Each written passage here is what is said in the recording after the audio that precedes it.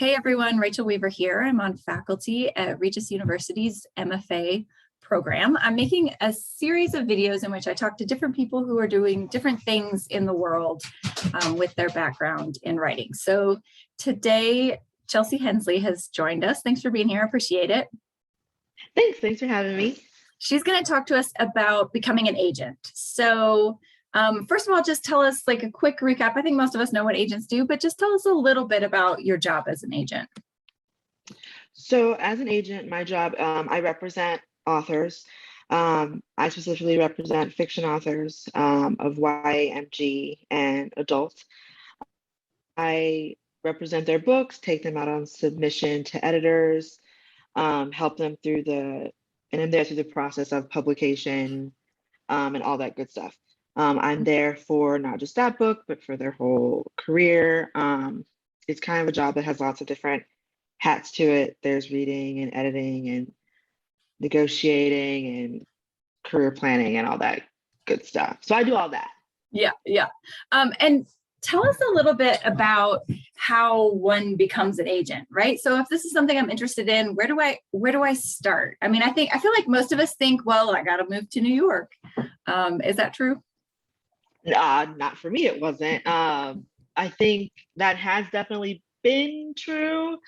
I sort of lucked out. I became an agent during COVID. So at that time, people were kind of stepping away from New York even because money and problems, and the publishing industry, especially, which has been so localized in New York, kind of started to feel a little bit more comfortable in breaking away from that anyway. But the agency that I work at, KT Literary, most of us, I don't think any of us are in New York now. Some of us have been in the past, but aren't anymore. Most people are in Colorado. I'm in Missouri. Other people are on the West Coast. So you don't have to be in New York to become an agent anymore, or possibly ever. It really depends on, obviously your options are going to be a lot bigger and a lot wider there as far as getting into internships or as an assistant. That's how a lot of people get started. I started doing like a bunch of, I went for that side, so I did some internships there, and then I sort of fell into agenting after all of that. But one way to start, some agencies look for, readers to help them go through submissions. That's one way to start. You get to sort of read for another person's taste.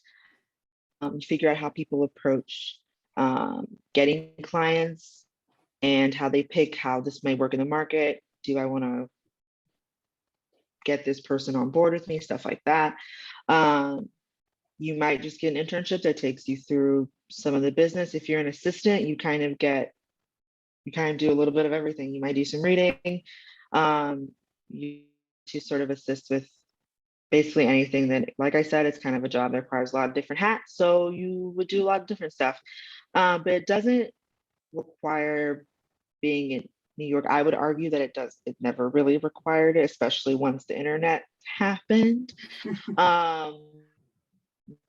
It's a little bit more loose. So, because I certainly did not I flirted with moving to New York for a while, and then I stopped, and I'm not doing that. So if you don't want to, you don't have to. It might make it a touch harder, but I think publishing has sort of had to revisit its centralization with recent time. Anyway, so now's a good time to sort of you may be able to do outside of New York in publishing anyway. And are those positions that you just mentioned, being a reader or an assistant or an intern, are those typically paid positions or those typically not paid positions? Well, I know that typically, I would say widely, they're probably going to end up being unpaid, unfortunately. There are some that will absolutely pay you. there was just an, but also those ones tend to be competitive, extremely competitive. I think an agency just listed a reader yesterday, 2 days ago, paid per manuscript read, and they got like 100 applicants in a couple of days, and they're leaving it open for like another week, and now it's going to be that, and they're only taking on one person. That unfortunately is a big thing about publishing right now. A lot of stuff is unpaid.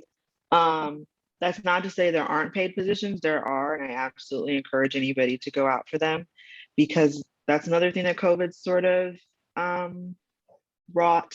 Lots of people are now like, well, are you going to pay? And there's a lot more pressure to provide payment, because a reader, especially, it's a lot of work. Agents know, because if you don't have a reader, you're doing it all yourself, and it's really hard. So it's definitely a job that you deserve to be paid. And if that's not to say some people, I did a lot of unpaid internships myself. I was able to, I had other, and was able to sort of, and they were all remote, so that also helped. If it's the case that you be getting an internship in a place that requires you there to commute to work, something like that, I would absolutely encourage you to look for something paid, because it's expensive, especially for New York. And fingers crossed, I have seen more people paying than I did like year. So again, I think now is a good time to start looking for things like that, because there's a lot more attention being paid to that than there was when I was starting. When I was doing all my publishing internships, nothing was paid. And the things that were paid pennies. So it was like, come to New York and work for like $12 an hour part-time.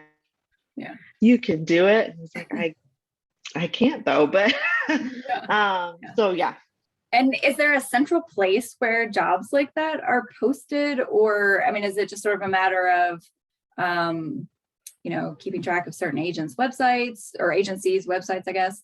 Or is there a place where publishing jobs are sort of posted?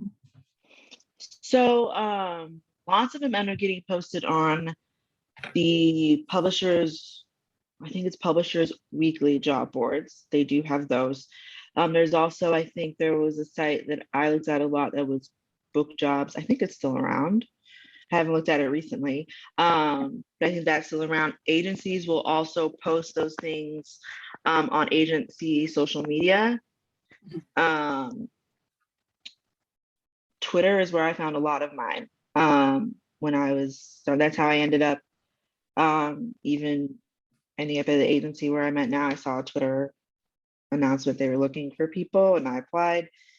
So yeah, there's a lot of publishing, unfortunately, it's not going to be as simple as going on LinkedIn all the time.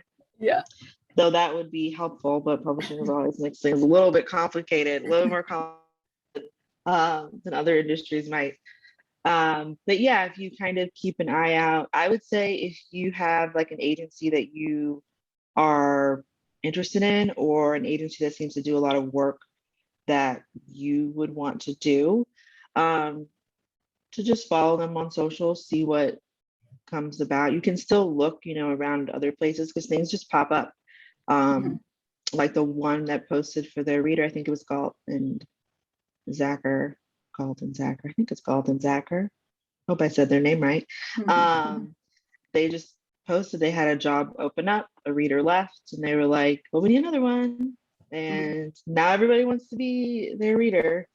So some of it is unfortunately a lot of luck.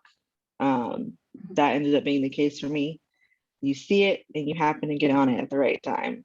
Right. And then I guess my last question would just be, do you have any advice for anybody who's thinking that they want to pursue this path? I would say learn as much as you can about it. Agenting is a job that when I was thinking of getting into publishing, it was not my first choice. Like first I wanted to be a writer, which low key still do. Who knows if it'll happen. My attention span is all over the place. Then I wanted to do editorial, and then I came to agenting, and that was a good way for me because just having dipped my toe in other places, I felt like that was a good spot for me. But agenting is definitely a job that requires a lot of different things.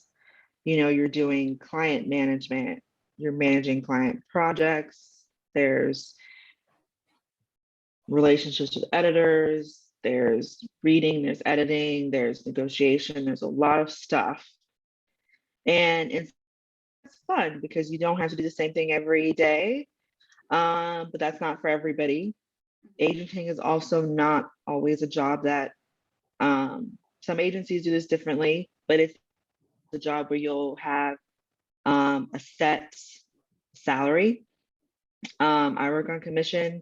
Some agencies do it differently. You know, they have like you can draw a salary or they have you on like a draw, which is where they pay you a certain amount and commissions then come out of that draw. It's a whole thing. But money is definitely something to consider too, because that's going to be, especially when you're starting out, that's going to be a consideration.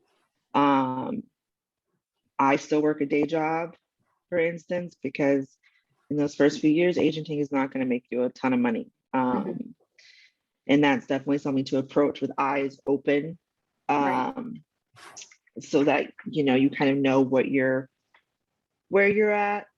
I do think it can be a super rewarding job. I do like the doing everything type of deal, but I'm glad that I was able to go into it knowing everything that I knew, and having explored some other things first, just because I think it gave me a good starting point and also helped me approach this a little bit more realistically.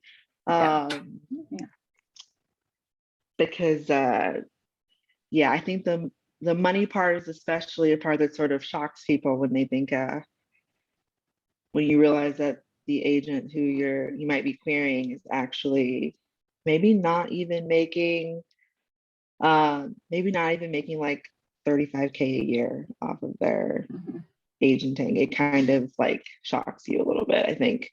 Yeah, it seems like a lot of other pathways for us where, you know, if you're building an editorial business or a copy editing business or whatever, it takes a while to build, right? And so a lot of times we're doing other things, right? We have like some like set income, but we're building on the side until, you know, whatever the thing is, in your case, agenting can kind of take over or take the place of your day job income. Yeah, absolutely.